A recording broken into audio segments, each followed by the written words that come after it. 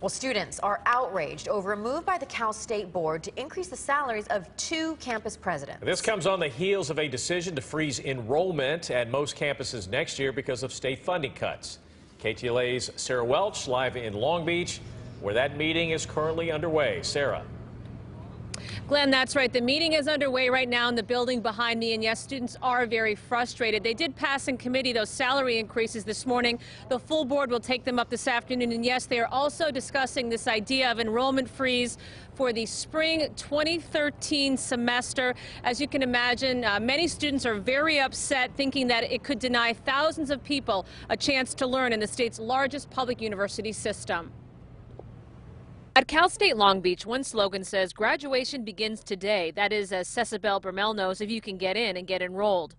The first semester that I went here, they froze my enrollment because they thought their budget cuts were going to be greater than they were. That was 2 years ago when Cecibel was a high school senior. Now the Board of Trustees is weighing another enrollment freeze for its entire 23 campus system, dashing dreams for college for many wanting to study in the system.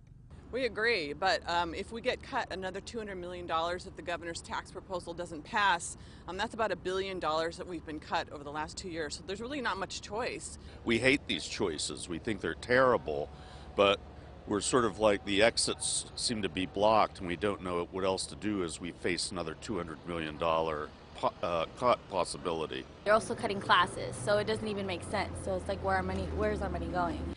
Other than raising tuition, trustees say an enrollment freeze is about their only option to deal with a state funding roller coaster that has drastically cut funding over the past years.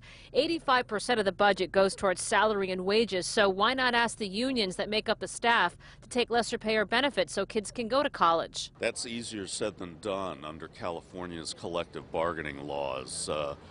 It is a very difficult thing to do, and but I say we can't rule out that as an alternative option. Students say something's got to give, but it shouldn't be their chance at higher education. Cecibel knows how stressful an enrollment freeze can be.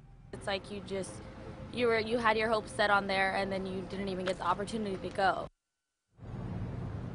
So right now, the Office of the Chancellor is suggesting students have a plan A, B, and C of different schools in the wake of this financial uncertainty. There's also been an increased police presence here, the idea that there may be protesters here this afternoon. We haven't seen any so far. We're going to head into the meeting and have an update coming up at 6. Back to you, Glenn and Leela. Okay, Sarah. Hey, have the camera back out real quick and show the building again. I always like to point out the Cal State Board of Trustees, very fancy, state-of-the-art building, nowhere near the campus. It's actually on the waterfront. That building's got to be worth millions of dollars. They have this really fancy address, and the students, they're on the other side of town.